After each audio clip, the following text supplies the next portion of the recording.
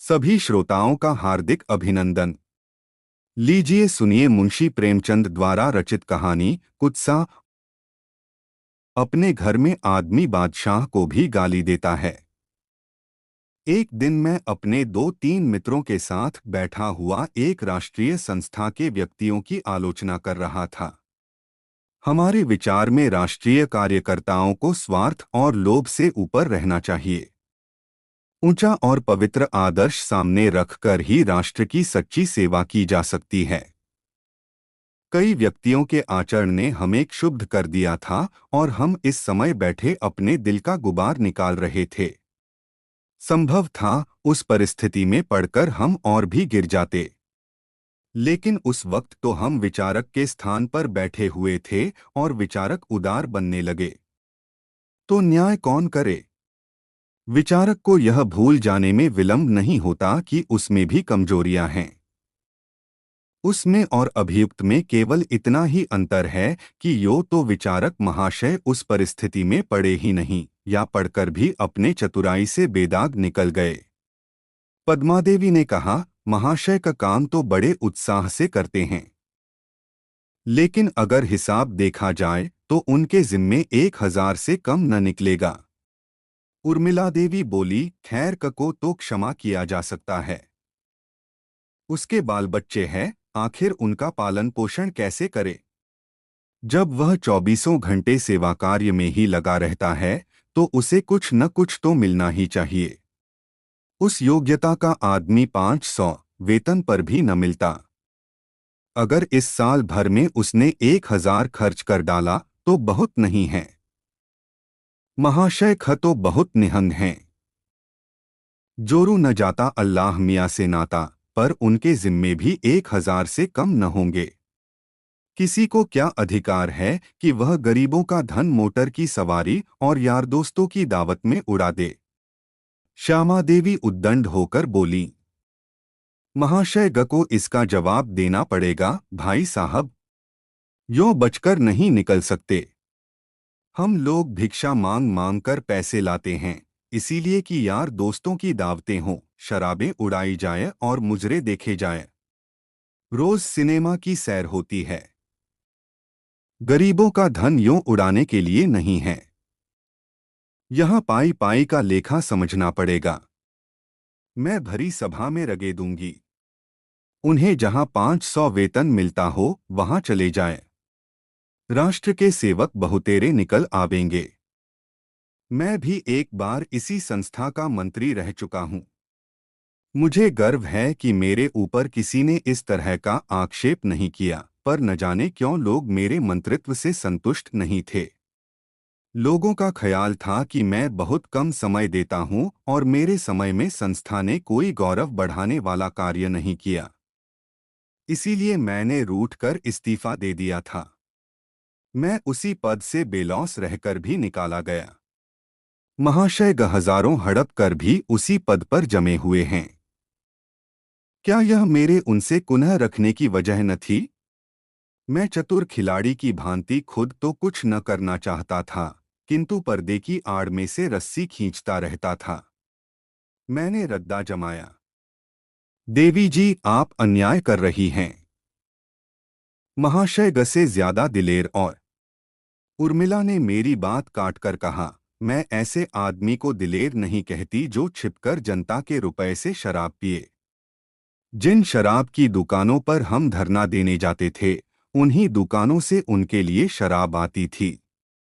इससे बढ़कर बेवफाई और क्या हो सकती है? मैं ऐसे आदमी को देशद्रोही कहती हूँ। मैंने और खींची, लेकिन यह तो तुम मानती हो कि महाशय ग केवल अपने प्रभाव से हजारों रुपए चंदा वसूल कर लाते हैं। विलायती कपड़े को रोकने का उन्हें जितना श्रेय दिया जाए थोड़ा है। उर्मिला देवी कब मानने वाली थीं? बोली, उन्हें चंदे इस संस्था के नाम पर मिलते हैं, व्यक्तिगत रूप से एक धेला भी लावे तो कहूँ। रहा विलायती कपड़ा, जनता नामों को पूछती है और महाशय की तारीफें हो रही हैं, पर सच पूछिए तो यह श्रेय हमें मिलना चाहिए। वह तो कभी किसी दुकान पर गए भी नहीं। आज सारे शहर में इस बात की चर्चा हो रही है। जहां चंदा मांगने जाओ, वहीं लोग यही आक्षेप करने लगते हैं। किस किस का मुंह बंद कीजिएगा, आप बनते तो हैं जाति के सेवक, मगर आचरण ऐसा कि शोहदों का भी न होगा। देश का उद्धार ऐसे विलासियों के हाथों नहीं हो सकता। उसके लिए त्याग होना चाहिए। यही आलोचनाएं हो रही थीं कि दूसरी देवी आई, भगवती। बेचारी चंदा मांगने आई थीं। थकी मांदी चली आ रही थीं। यहां जो पंचायत देखी तो रम गईं। उसके साथ उनकी बालिका भी थी। कोई 10 साल उम्र रही होगी, इन कामों में बराबर रहती थी। उसे जोर की भूख लगी हुई थी।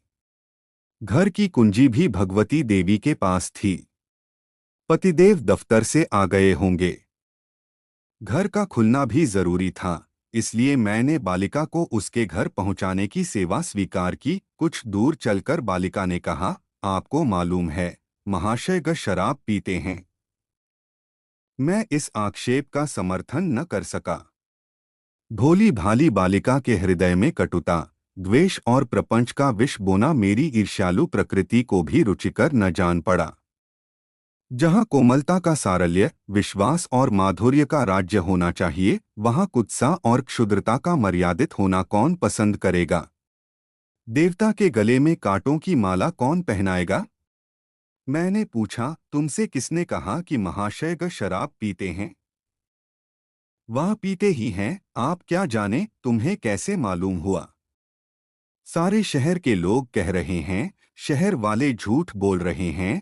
बालिका ने मेरी ओर अविश्वास की आंखों से देखा। शायद वह समझी मैं भी महाशय ग के ही भाई बंदों में से हूँ। आप कह सकते हैं, महाशय ग शराब नहीं पीते। हाँ, वह कभी शराब नहीं पीते, और महाशय क ने जनता के रुपए भी नहीं उड़ाए, यह भी असत्य है। और महाशय ख मोटर पर हवा खाने नहीं जाते। मोटर पर हवा खाना अपराध नहीं है। अपराध नहीं है राजाओं के लिए, रईसों के लिए, अफसरों के लिए जो जनता का खून चूसते हैं, देशभक्ति का दम भरने वालों के लिए वह बहुत बड़ा अपराध है। लेकिन यह तो सोचो, इन लोगों को कितना दौड़ना पड़ता है। पैदल कहाँ तक दौड़ें? पैरगाड़ी पर तो चल सकते हैं, पर कुछ बात नहीं है। ये लोग शान दिखाना चाहते हैं, जिससे लोग समझें कि यह भी बहुत बड़े आदमी हैं। हमारी संस्था गरीबों की संस्था है। यहाँ मोटर पर उसी वक्त बैठना चाहिए जब और किसी तरह काम ही न चल सके, और शराबियों के लिए तो यहाँ स्थान न होना चाहिए। आप तो चंदे मांगने जाते नहीं। हमें कितना लज्जित होना पड़ता है। आपको क्या मालूम, मैंने गंभीर होकर कहा, तुम्हें लोगों से कह देना चाहिए, यह सरासर गलत है। हम और तुम इस संस्था के शुभचिंतक हैं। हमें अपने कार्यकर्ताओं का अपमान करना उचित नहीं लगता। हमें तो इतना ही देखना चाहिए कि वे हमारी कितनी सेवा करते हैं। मैं यह नहीं कहता कि क, ख, ग में बुराइयां नहीं हैं। संसार में ऐसा कौन है जिसमें बुराइयां न हो, लेकिन बुराइयों के मुकाबले में उनमें गुण कितने हैं, यह तो देखो। हम सभी स्वार्थ पर जान देते हैं, मकान बनाते हैं, जायदाद खरीदते हैं, और कुछ नहीं तो आराम से घर में सोते हैं। ये बेचारे 24 घंटे देश हित की फिक्र में डूबे रहते हैं। तीनों ही साल साल भर की सजा काटकर कई महीने हुए लौटे हैं। तीनों ही के उद्योग से अस्पताल और पुस्तकालय खुले।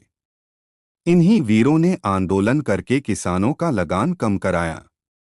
अगर इन्हें शराब पीना और धन कमाना होता तो इस क्षेत्र में आते ही क्यों?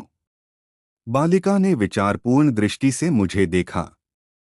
फिर बोली, यह बतलाइए, महाशय ग शराब पीते हैं या नहीं? मैंने निश्चयपूर्वक कहा, नहीं। जो यह कहता है वह झूठ बोलता है। भगवती देवी का मकान आ गया। बालिका चली गई। मैं आज झूठ बोलकर जितना प्रसन्न था, उतना कभी सच बोलकर भी न हुआ था। मैंने बालिका के निर्मल हृदय को कुत्सा के पंख में गिरने से बचा लिया था।